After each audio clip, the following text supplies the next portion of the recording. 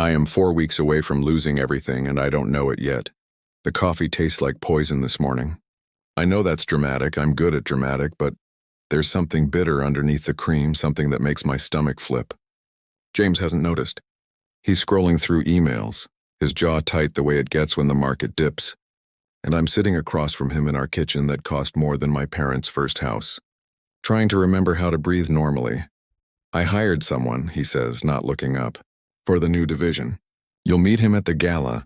The coffee goes cold in my mouth. That's great, I hear myself say. Anyone I know? He laughs, that sharp, victorious sound he makes when a deal closes. Doubt it. He's been off the grid for years, consulting in Southeast Asia, building infrastructure projects. The guy's a ghost, but his portfolio is insane. My hands are shaking. I hide them under the table. The name comes next, casual as weather. Marcus Vale. Everything stops. The kitchen becomes a photograph. James is still talking, something about synergy and market disruption, but I'm not hearing words anymore. I'm hearing Marcus's voice in a car I shouldn't have been in. I'm seeing his hands on my waist in a dive bar bathroom. I'm remembering the exact angle of his jaw when he promised he'd burn the world if I asked him to. That was 8 years ago. Before James.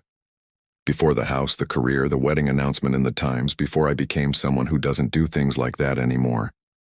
When does he start? I ask. Monday, I nod, I smile. I stand up to refill my coffee, and in the reflection of the kitchen window I see myself, a woman I don't recognize, and she looks terrified. Marcus always said he'd find me again. I never believed him. People say things in the dark. They don't mean them. He meant it.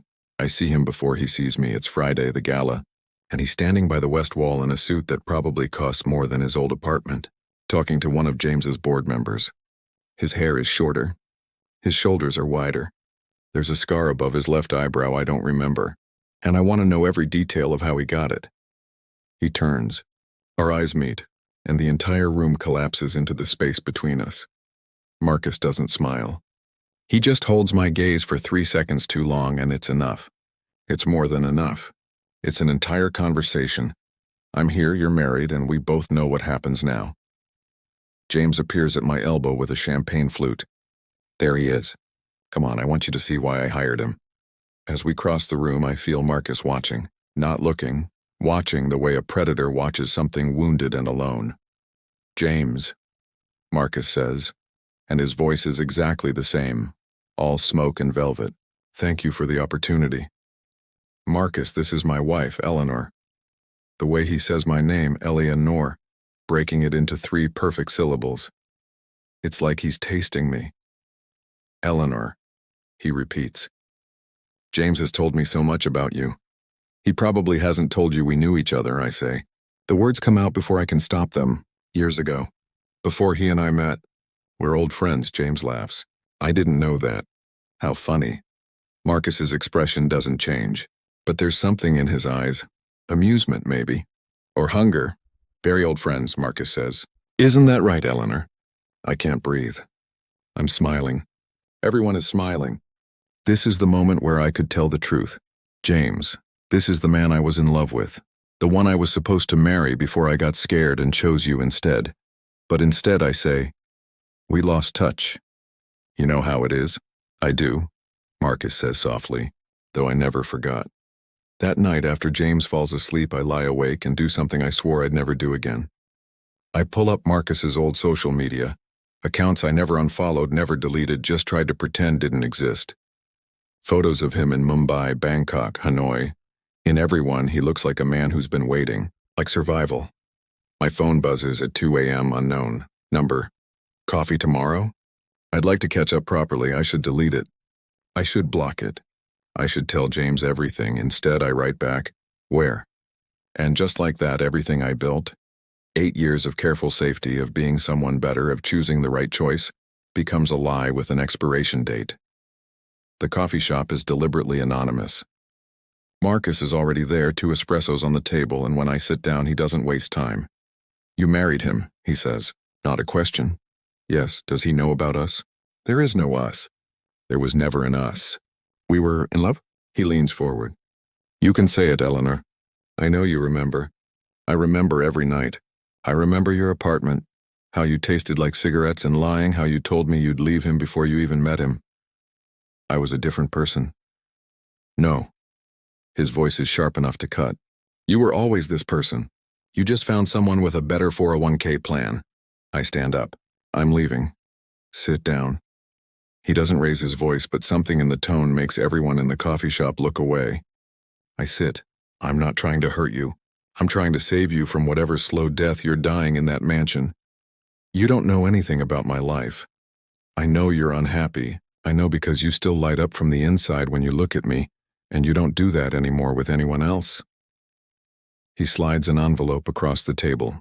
I'm not trying to get you back. I'm trying to offer you a choice. Inside, photographs of James with another woman. Not recent, maybe 6 months old, but clear enough. Clear enough to mean something. He's been cheating, Marcus says quietly. For at least a year, probably longer. I hired an investigator before I came here. I wanted to know what I was walking into. The envelope feels like it weighs 1,000 pounds. Why are you showing me this? Because you deserve to know the truth. Because I think you're still in there somewhere. The woman who was brave enough to love me. And because, he pauses, and there's something almost tender in his expression, I don't want you to waste any more time on something that's already dead. I don't remember leaving the coffee shop. I don't remember driving home. But I remember standing in the shower, hot water burning my skin, thinking, this is what betrayal tastes like. It tastes like relief. That night I tell James I've been feeling sick. I take a pregnancy test in secret, positive, and I don't know if I want to laugh or scream or run into traffic. A baby. A baby that might be his, might be Marcus's, might be God's way of telling me I deserve exactly what's coming. Marcus texts, have you thought about what I said? And I text back, can I see you again? I'm pregnant. I'm married to a man who's cheating on me. And I'm falling back into the arms of someone who ruined me once and is clearly prepared to do it again. I know this. I know this is the moment to stop. I don't stop. The confrontation happens on a Tuesday.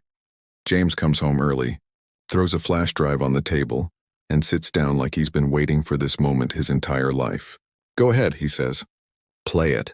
On the screen, me in our bedroom telling Marcus everything. Every doubt about James, every cruel thought I've had. Every moment I've questioned whether I married the right man or just the safe one. But worse, so much worse, I hear myself say, I don't even know whose baby this is. The silence that follows is a small death. I had you followed, James says. His voice is surgical, precise. I hired that DNA test service months ago, when I started noticing you disappearing. I have the results. The baby is mine. But that's almost beside the point, isn't it? I can't speak. I've also filed for divorce. My lawyer has already documented everything. Infidelity, emotional abuse of the marriage, custody recommendations. You'll get the house. You'll get money.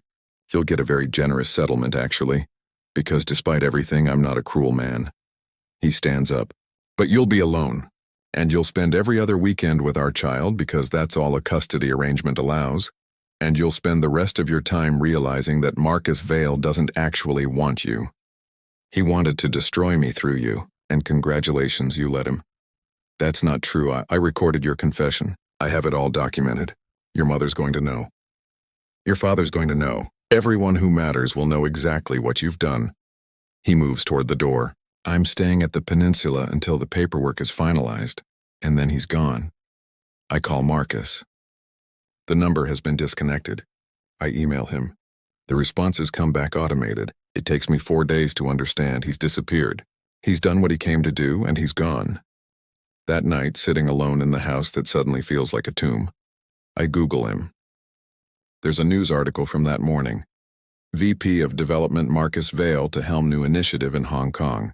He accepted the promotion the same day James confronted me. He was never going to stay. He was never going to choose me. He just wanted to watch me burn everything down, and when the ashes were still smoking, he wanted to leave me standing in them alone. I understand now. He didn't ruin me because he loved me. He ruined me because he could. My daughter is 6 months old, and the first time I hold her after coming home from the hospital, I'm terrified I won't know how to love her, that something in me is broken, corrupted by what I've done, by what's been done to me. and it will poison her from the inside out. She has James's eyes, his exact shade of blue-gray. But there's something around her mouth when she cries that might be mine. Some angle of fury, some refusal to be soothed that feels like recognition. I name her Claire, not after anyone, just a name that feels like a reset button, a person I'm creating rather than inheriting. The custody arrangement is exactly what James promised. Alternating weekends, 2 weeks in summer, Christmas every other year, and a check that arrives on the first of every month. The amount is obscene. It's designed that way. Generous enough to be unassailable in court, cruel enough that every time I spend it, I'm spending his version of my punishment. I let it accumulate in a separate account. I don't know what I'm saving for. Maybe the day I find the strength to send it back. The house becomes mine in a way it never was before. I stop trying to fill the silence with things. I rip out most of the furniture. I paint the master bedroom a soft gray, not because it's fashionable, but because I couldn't stand looking at the bed where I lied to my husband, where I planned betrayals, where I wondered whose child was growing inside me. Work becomes my religion. I take a consultant position with a mid-sized firm, not prestigious but honest. The partners don't know my history, or maybe they do and don't care. Either way, I'm good at what I do. I'm good at seeing problems other people miss, at finding the clean solution underneath the messy one. My therapist says I'm trying to control things externally, because I can't control anything internally. She's right. I keep going anyway. 2 months after James moves out officially, my mother calls. I know what happened, she says. No preamble, no mercy. I can't breathe. James's new girlfriend told her mother, who told her sister, who somehow got it to me through the church gossip network. A pause. That was cruel of me to say. I'm sorry, but I need you to understand I know. I know about Marcus. I know about the pregnancy scare. I know about the affair. Mom, I'm not calling to judge you. I'm calling to tell you that I spent 30 years with a man who was often cruel to me, and I stayed because I thought that's what marriage was. Love was supposed to hurt. Love was supposed to require you to swallow your own truth. She's crying now. I can hear it. I don't want that for you.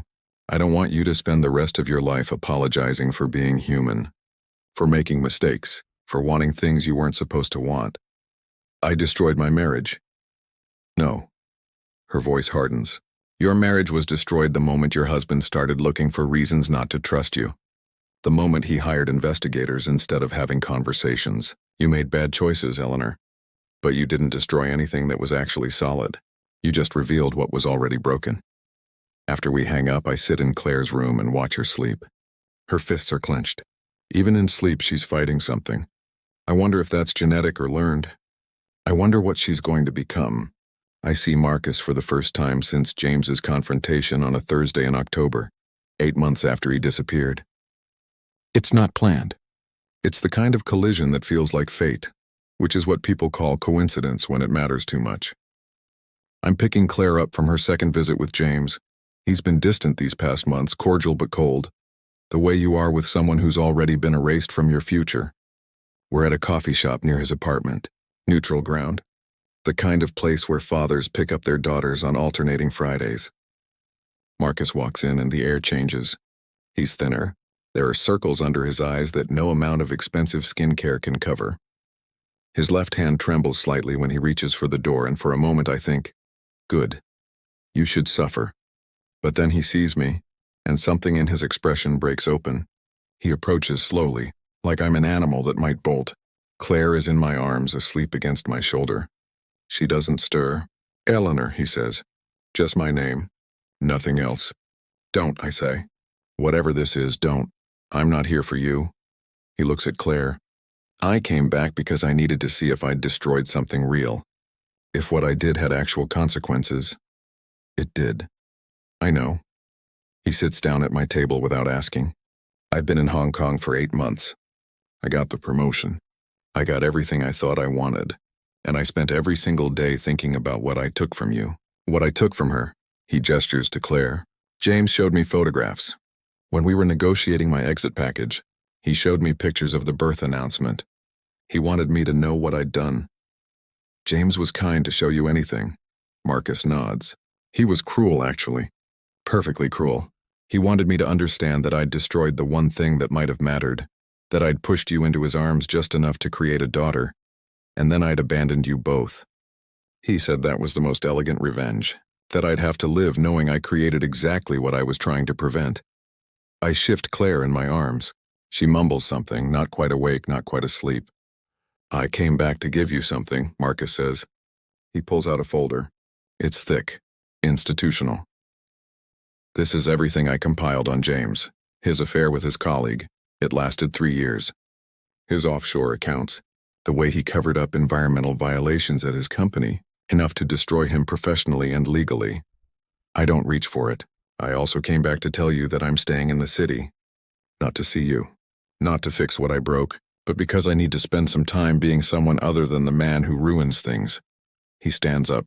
And I came back to see if you were okay. If you were going to be okay. I don't know, I say honestly. Ask me in 5 years. Will you use that folder? I don't know that either. He nods. He stands there for a moment, looking at Claire like she's a mathematical problem he can't solve. Then he says, she's beautiful. You can see it already. She's going to be fierce. I hope she gets that from you and not from... He doesn't finish. He doesn't need to. She won't know who you are, I say. James is going to be a father. You're going to be a concept, a mistake maybe, a story I tell her about the kind of love that destroys. Something shifts in his face. Acceptance maybe, or just the weight of deserving exactly what he's getting. That's fair, he says. He leaves before James comes back downstairs with Claire's overnight bag. That night, after Claire is asleep, I open the folder. It's meticulous. Photographs, bank statements, emails, testimony from people James has wronged. It's a map of his sins. It's also a weapon, loaded and ready, and all I have to do is pull the trigger. I read it all. Every page, every photograph, every confession to someone in a bar about how he hired the investigator on me not because he suspected an affair, but because he wanted an exit strategy. He wanted something concrete that would make me the villain instead of him. When I finish, I sit in the dark kitchen and I understand something I didn't understand before. James wasn't hurt. He was strategic, and Marcus didn't seduce me into his arms. He just found the crack that was already there and exploited it until it broke everything. Neither of them loved me. They loved what I could do. James loved that I made him look like the reasonable one, and Marcus loved that I made him feel chosen, even if it was just for a moment before I rejected him. I could destroy them both. I have the tools. I have the documentation. I have the justification. But at 2 a.m., sitting in the house that's half empty and half mine, I realize they've already destroyed themselves. James with his cruelty disguised as strategy. Marcus with his revenge disguised as passion. They don't need me to finish what they started. I take the folder to the fireplace. I watch it burn page by page. I watch James's sins turn into ash. I watch my options disappear. It's not forgiveness. It's not absolution. It's just me deciding that I'm not going to be the kind of person who keeps weapons under her bed. 3 weeks later, I get a letter in the mail. No return address. Inside is a plane ticket to Hong Kong and a handwritten note. I'm not asking you to come. I'm not asking you to forgive me. I'm just asking you to know that I did what I did because I was broken. And you were the only person I thought could fix me. That was never fair to you. I understand that now. I've started seeing someone, a therapist, a woman, probably both eventually. And I've started understanding why I needed you to choose me so desperately, that I was willing to destroy everything if I couldn't have you. That's not love. I know that now. I'm sorry it took burning down your life for me to learn it. I'm sorry for all of it. I don't go to Hong Kong. I don't write back. I keep the ticket in a drawer. Not because I might use it, but because I need to remember that someone once loved me so badly that it felt like annihilation. 2 years later, I'm at the park with Claire, and she's 3 years old now, fierce in exactly the way Marcus predicted. She runs with abandon. She laughs like she's in on a joke the universe is telling. She doesn't know she's supposed to be careful yet.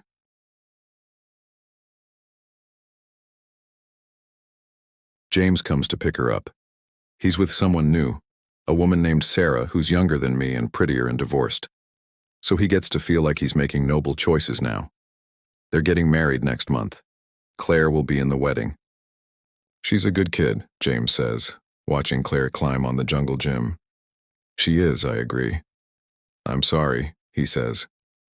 And he sounds like he means it, which almost makes it worse. For how I handled things, for being so calculated. I was just so angry. I know. That doesn't make it okay. No, I say. It doesn't. He leaves it at that. We both understand there's no apology that can rewrite what happened. We're just two people who made each other worse and created something good anyway, and now we're bound together in the most impersonal way possible. On Claire's 5th birthday, I finally tell her a version of the truth. Not the whole truth, but enough. Your dad and I loved each other once, I tell her. But sometimes people love in ways that hurt. Sometimes we choose people not because they make us better, but because they make us feel something. And feeling something is almost the same as living. That's sad, she says. She's eating birthday cake. She has frosting on her chin. It is sad, but it made you, so it's also not sad. She considers this with the kind of philosophical distance only a child can muster. Will you love someone again? She asks. Maybe. I'm learning to love myself first, though. That's more important. That's also sad, she says. Yeah. But it's the good kind of sad. The kind that makes you strong. I see Marcus one more time, and it's not a coincidence. He waits outside my office building on a Thursday afternoon in spring. He's cleaned up. He looks less like he's made of sharp edges and more like a person again. I almost don't recognize him. I'm not going to ask for anything, he says before I can speak. I just wanted you to know that I've been sober for 18 months. I've been in therapy for 2 years. I finally understand why I needed to destroy you, because you represented the one time in my life I didn't feel afraid. And when you left, I decided to prove that I was right to be afraid of happiness, that it was always going to be taken away. I don't say anything. I'm leaving the city next month, he continues. I got an opportunity in Portland, small firm. Less money, less prestige, less chaos. I'm trying that for a while. Good, I say, and I mean it. I'm not asking for forgiveness. I know that's not possible. I'm just telling you that I'm trying to become someone who doesn't need to destroy things to feel alive. He pauses. I hope you find someone. I hope you find someone who loves you the way you deserve. Which is quietly, and steadily, and with the understanding that you're not a fix for his broken parts. I hope you find that too, I tell him. And that's when I realize I'm not angry anymore. There's still hurt. There's still sadness. But underneath it is something like compassion for the broken boy inside the brilliant man. He nods. He says goodbye. He leaves. I watch him walk away down 5th Avenue and I think, he was beautiful, and he was terrible, and he was real. And I survived him. That night, I throw away the folder I burned from but kept the remains of. I delete his old photographs from my phone. I delete his number from the contact list I've had for 8 years, but I don't delete the memories. I don't try to pretend they didn't happen. Instead, I write them down. Not for him, not for anyone, just for me.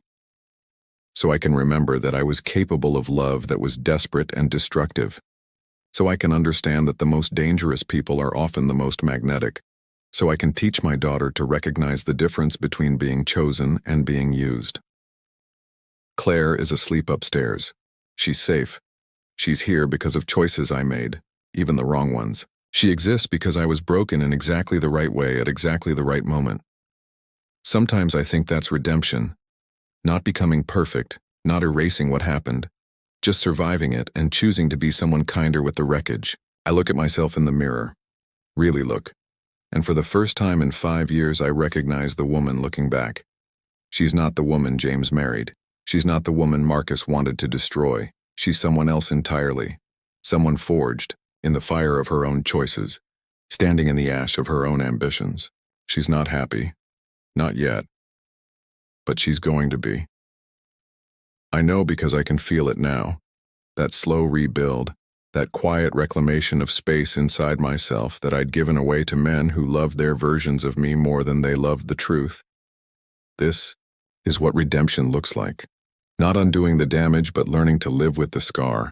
Not pretending it didn't happen, but understanding that it happened and you survived it. And you're going to be okay.